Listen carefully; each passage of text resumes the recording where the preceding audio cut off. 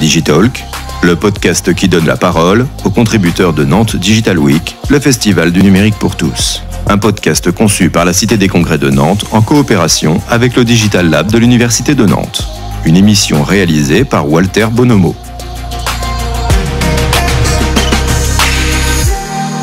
Bonjour à toutes et à tous et bienvenue dans ce nouveau Digitalk, le podcast qui a pour objectif de fournir des conseils aux organisateurs d'événements de Nantes Digital Week 2021 dans une période qui, on le sait, est toujours marquée par le coronavirus.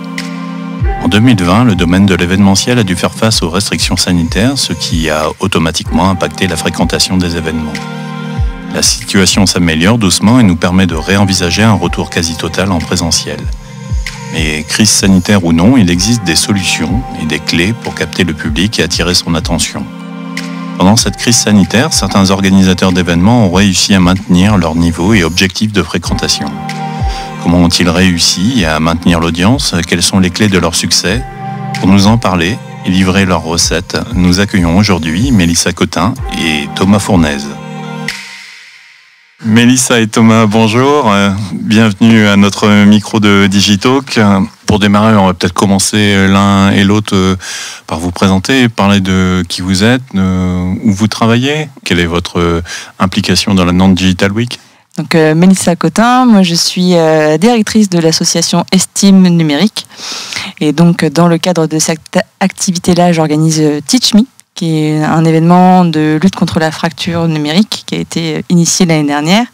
Et puis à côté, j'ai une activité en freelance en événementiel à impact positif. Et dans ce cadre, j'organise le Safari des métiers, qui est aussi un événement organisé dans le cadre de la Nantes Digital Week. Merci Mélissa, on va y revenir tout de suite. Thomas, bonjour, mais qui êtes-vous ? Donc Thomas, moi je travaille à La Poste et qui est partenaire de la Nantes Digital Week depuis de nombreuses années. Et dans ce cadre-là, j'ai eu l'occasion de mettre en place à la base le salon de l'Open Data en 2016 et qui s'est transformé en salon de la data maintenant depuis 5 ans. Ce sera la 5e édition cette année. Alors, on va en venir peut-être dans le détail de chacun de vos événements pour que nos auditeurs comprennent bien de quoi il s'agit. Mélissa, est-ce que vous pouvez nous parler de vos 2 événements que vous gérez ? Alors oui, donc Teach Me, événement qui a pour but de rassembler experts ou expertes du numérique pour accompagner un public non initié au numérique sur la prise en main de leur équipement informatique et puis formation aux bonnes pratiques du numérique. Donc ça, c'est le premier événement qui est né suite à la crise sanitaire et au premier confinement. Et le deuxième événement, le Safari des métiers, c'est un événement annuel qui a pour but de promouvoir les métiers du numérique et les entreprises du numérique auprès d'un public en reconversion professionnelle. Pourquoi à un moment donné, on se dit tiens, je vais organiser 1 ou 2 événements ? Parce que je ne tiens pas en place. Non, en fait, je trouve que la Nantes Digital Week laisse cette liberté d'expression. Justement, pour moi, je le vois vraiment comme une occasion pour créer, tester, expérimenter une idée. Là, Teach Me est vraiment né à cause de la crise sanitaire. Le Safari des métiers est né, je pense, avant mon arrivée, donc avant même mon intervention sur le fait qu'aujourd'hui, on a des besoins en recrutement dans les entreprises. Donc, c'est pourquoi créer ?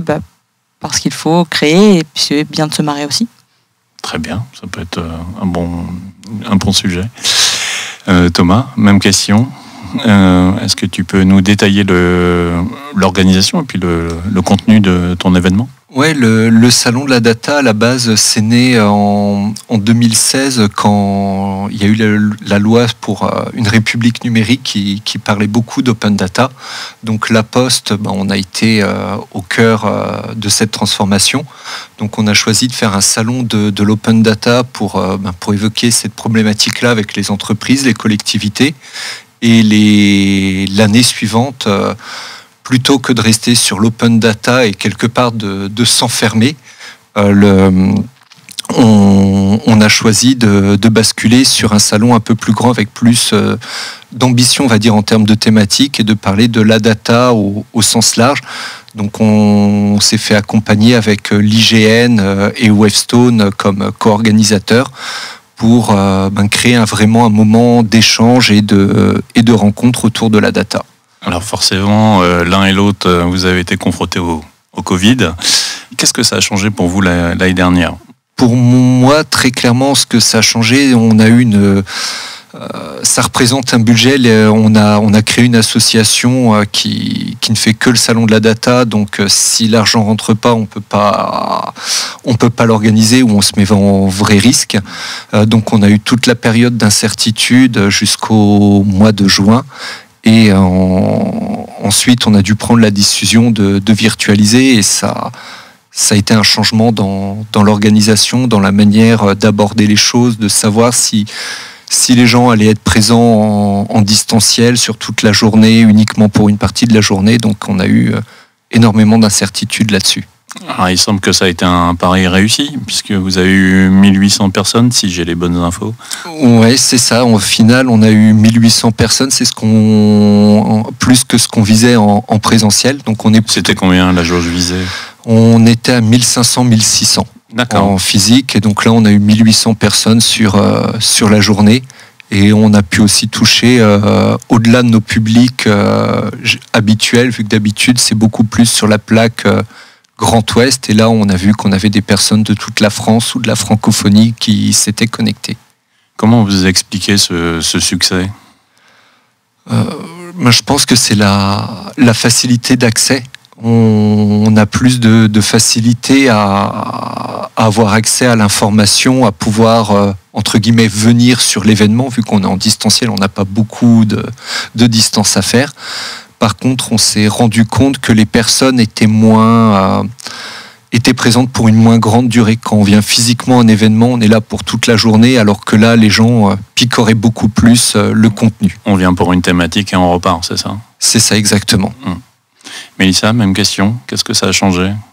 Alors pour le Safari des métiers, on a dû réinventer le projet, puisque le Safari des métiers, normalement, il y a des visites d'entreprise, un forum de rencontre des entreprises, des conférences. Donc on dit on arrête ou on fait autrement ? Pas du tout. Alors moi, j'ai la tête dure, donc je dis jamais. Jusqu'au bout du bout, je me suis dit non, on peut le maintenir en présentiel. Alors ça a été très compliqué parce que on avait des messages contradictoires à chaque fois. Donc jusqu'au dernier moment, il y a le stress de se dire est-ce qu'on va le maintenir ou pas en présentiel. Donc on a totalement réinventé l'événement en respectant les protocoles sanitaires, c'est-à-dire plateau repas individuel, des rendez-vous individuels au lieu de créer de la déambulation, pas de visite d'entreprise. Finalement, les entreprises ont été assez conciliante et bienveillante. Donc, et pour nous, ça a été une vraie opportunité parce que ça a restructuré l'événement. Ça a été hyper calme. Alors, on l'a fait à la Halle 6 Ouest. On a eu de la chance parce qu'on avait la place. Un très bel endroit que je recommande. On a eu la place. On a pu avoir suffisamment de place pour mettre en place cet événement. Et ça, c'était plutôt une bonne opportunité. Avec un sens de circulation, avec des rendez-vous de 10 minutes par personne. Alors, c'était très sport. Mais finalement, on a pu maintenir l'événement. Il y a eu du monde. Et sur l'autre événement, sur Teach Me, alors c'est assez particulier puisque l'événement a été pensé avec le Covid. Donc, c'était plus simple. C'était plus simple. Pour moi, l'événement a été pensé en s'adaptant avec 3 espaces distincts pour éviter déambulation, éviter d'avoir trop de personnes au même endroit. Donc, j'avais déjà réfléchi cet événement Covid, donc il a pu aussi être maintenu en présentiel. Mais jusqu'au dernier moment, on m'a demandé de revoir la copie pour le proposer en distanciel. Un événement qui lutte contre la fracture numérique, c'était impossible de le proposer en distanciel. Donc les 2 événements se sont déroulés à 2-3 jours d'intervalle. Donc j'ai passé mon temps à faire du ping-pong, mais j'ai pu les maintenir les 2, alors que la Halle 6 Ouest a annulé certains événements, ou même Loire-Atlantique Développement, qui accueillait d'autres événements, a demandé à ce que les personnes revoient leur copie. Et nous, on a eu la chance, on a pu les maintenir. Et au final, est-ce que vous avez eu du monde ? Oh oui, beaucoup trop, non. Pas beaucoup trop, finalement, on a eu vraiment beaucoup de monde. On a mis en place les préinscriptions au préalable. Pour Teach Me, c'était plus compliqué parce que toucher un public non numérique, avec le numérique, ça marche pas. Donc on a dû, proposer des permanences de préinscription. Moi, j'ai passé mon temps au téléphone pour inscrire les personnes. Vraiment limiter les jauges. Donc 98 personnes inscrites sur Teach Me. On a eu à peu près 70 personnes qui sont vraiment venues.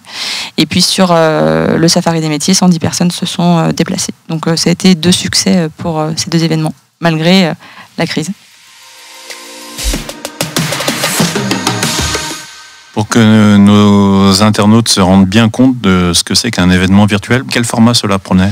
Alors, on s'est appuyé sur une plateforme clé en main pour nous simplifier la tâche, donc qui proposait en fait de publier le planning dessus, d'avoir des salles virtuelles dans lesquelles les conférenciers se connectaient et déroulaient leur contenu un petit peu comme un agrégateur de webconférences. Et avec des espaces de discussion pour pouvoir poser les questions. Et on avait choisi de mettre en place des stands virtuels qui honnêtement n'ont pas eu un franc succès, vu qu'entre les conférences, les gens, comme ils sont derrière leur PC, ils retournent à leur train-train quotidien et ils passent pas forcément de temps sur les stands. Donc là, sur l'édition 2021, on va hybrider le salon et on se pose encore la question du succès ou non des stands virtuels. Parce que, c'est quoi l'inquiétude ? On a du mal à voir comment faire en sorte qu'un internaute prenne le temps réellement d'aller vers un prospect, vers un commercial.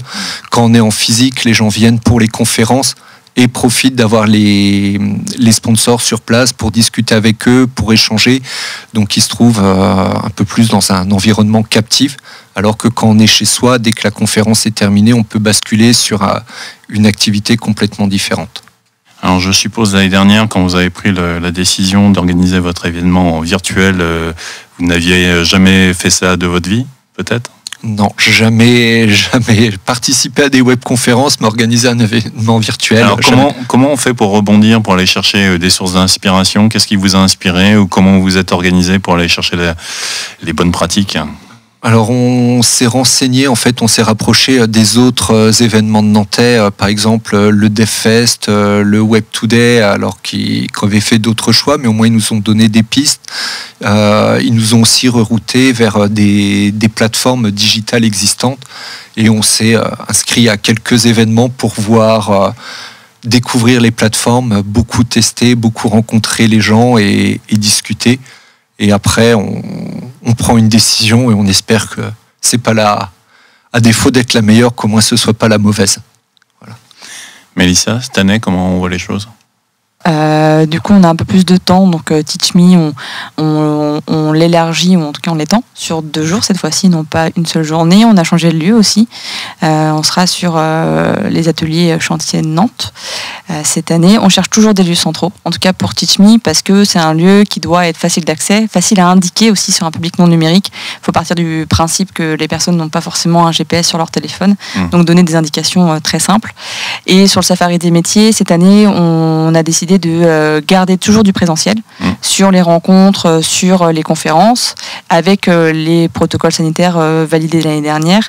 Par contre, on propose des webinaires pour rencontrer les entreprises en amont, puisque l'année dernière, on n'avait pas eu le temps de le mettre en place et on a quand même besoin de valoriser les entreprises avant l'événement, mais toujours du présentiel.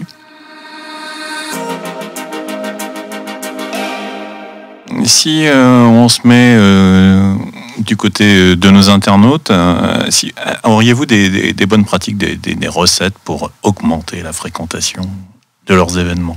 Comment on fait pour booster la fréquentation ? Alors tout va dépendre des règles sanitaires ou pas, parce que j'ai entendu dire que faire des événements à 5000 personnes, c'est peut-être pas une bonne idée en ce moment.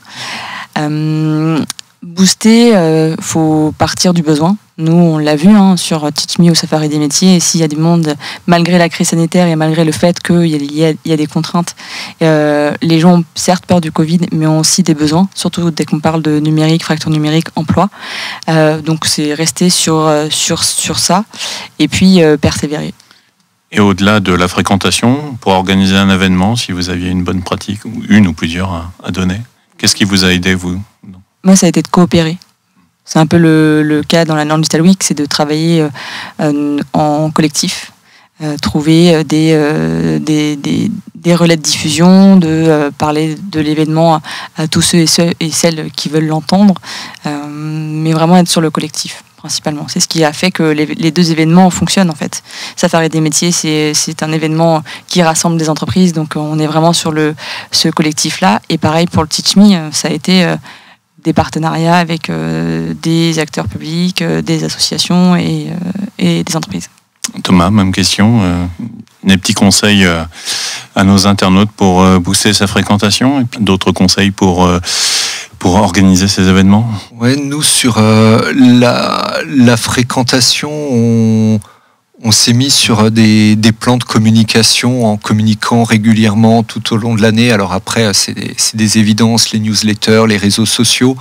On essaye de ne pas inonder les gens, mais de communiquer régulièrement. Là, pour après 2021, on réfléchit sur essayer peut-être de faire des midi data une fois par mois, une fois tous les 2 mois, justement, pour entretenir le réseau. Donc ça, c'est quelque chose d'important de bien pouvoir communiquer et de s'adresser de la bonne manière au bon public. Il faut savoir bien viser le public. On s'adresse, nous, à un milieu professionnel principalement. Et donc, faut savoir les attirer on ne va pas les attirer de la même façon que des étudiants ou d'autres personnes. Voilà. Moi, j'ai remarqué aussi que la crise sanitaire avait complètement réinventé aussi, ou changé les habitudes. En fait, aussi bien sur Safari des métiers que sur Teach.me, la plupart des personnes se sont inscrites à 5 jours ou 6 jours de l'événement. En fait, on est tellement dans cette attente de savoir si l'événement va être maintenu ou pas, s'il va y avoir de nouvelles mesures.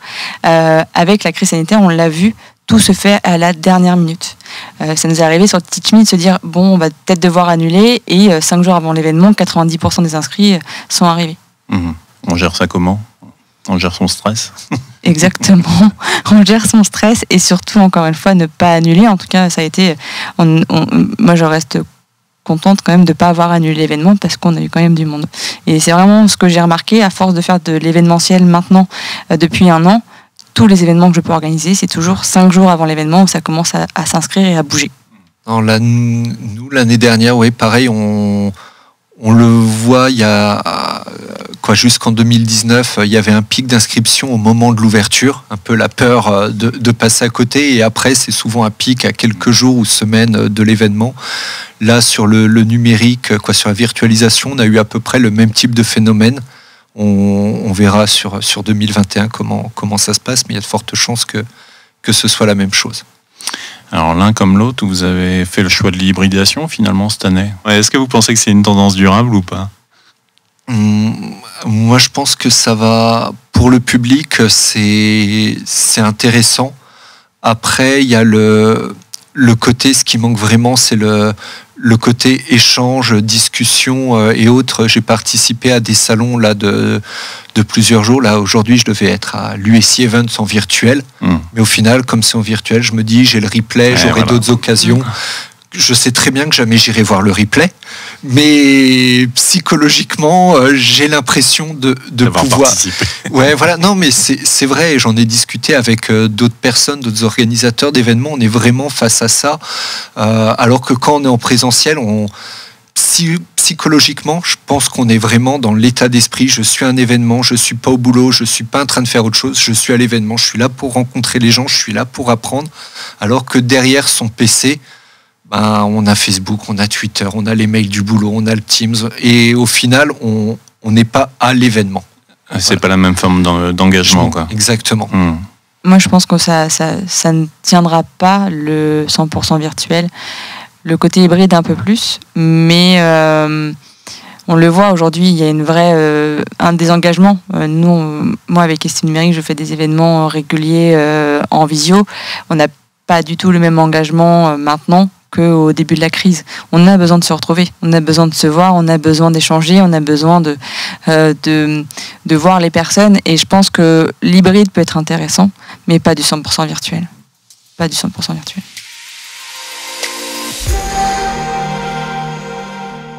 Alors, vous êtes écoutés mutuellement pendant cette émission. Vous avez peut-être envie de vous poser une question l'un ou l'autre, ou à faire un commentaire ou une réaction ? Non, mais ça va être pour Thomas, savoir comment tu vas chercher aujourd'hui tes intervenants et tes conférenciers en cette période-là, et avec cette... Est-ce que c'est une opportunité pour toi, le virtuel, parce que tu peux aller chercher des personnes que tu pourrais ne pas atteindre sur un format présentiel ? ou pas? Alors, c'est une question qu'on s'est posée. Et là, cette année, on est allé chercher quelques speakers, normalement à l'international, dont on n'est pas certain qu'ils soient présents sur place ou pas. Donc, on a une incertitude là-dessus. Par contre, on essaye de limiter au maximum les conférenciers en distance si on a un événement en présentiel. Parce que pour moi, les gens, quand ils viennent sur un salon, c'est pas pour regarder la télé. Donc ça... En 2020, l'année dernière, c'était une vraie opportunité qu'on n'a pas forcément réussi à saisir parce qu'on était submergé par déjà réorganiser l'événement. Mais je suis pas certain que les gens viennent sur des salons pour regarder une vidéo d'un intervenant. Et Thomas, est-ce que tu as une question à Mélissa ? Oui, ce serait plutôt par rapport au côté d'aller toucher des publics qui sont distants par rapport au numérique, justement, comment vous faites pour les toucher? Parce que nous, au niveau du salon de la data, c'est facile, on arrose le numérique pour le numérique, mais vous, justement, comment vous faites pour aller chercher ces publics-là, les informer et les amener vers vous? Alors moi, j'ai appris à changer totalement mes manières de faire et de communiquer sur des événements où là, je me suis mis dans la peau de quelqu'un qui n'était pas numérique. Donc retour au papier, affichage dans les halls d'immeubles, permanence de préinscription dans les pôles emploi, maisons de quartier, un numéro de téléphone unique pour pouvoir s'inscrire, des textos. J'ai passé, je pense, à peu près 30 minutes au téléphone par personne. C'est très chronophage, mais c'est ce qui a permis de mobiliser autant de monde. Et c'est ça, c'est vraiment de réinventer passer par le papier, le terrain, être sur place. Alors c'est plus compliqué. En septembre, c'était simple. Parce qu'on pouvait encore accueillir des publics dans des lieux, des lieux. Depuis octobre, c'est plus compliqué. En fait, on s'est habitué à rester chez soi et à tout faire à distance. Et donc même les publics ne vont plus dans les agences Pôle emploi, ne vont plus dans les mairies. Tout se fait sur rendez-vous. Donc là, ça a été principalement passé par les bailleurs sociaux et CCAS et les travailleurs sociaux. Très bien, on est à 3 mois de l'organisation de vos événements respectifs. Tout va bien? Ou est-ce que vous avez peut-être besoin encore de résoudre quelques questions?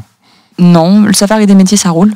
On l'a bien mis en place l'année dernière, ça fonctionne très bien, le protocole sanitaire est déjà validé, les entreprises savent ce qu'elles ont à faire, donc non, ça roule. Teach Me, là on passe sur 2 jours, c'est plutôt savoir est-ce que 2 jours ça va aussi mobiliser autant de monde, donc c'est plutôt l'inconnu de se dire l'année dernière c'était une journée, là c'est 2 jours, il s'est passé 1 an, est-ce que les personnes vont oser se déplacer? Après il y a aussi une campagne de vaccination, donc normalement on devrait être plutôt serein. Non, large. On est encore large. 3 mois, c'est loin. Thomas? Il n'y a pas de difficulté pour le moment.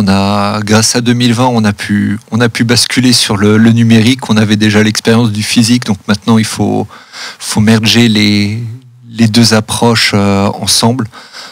Il n'y a pas de...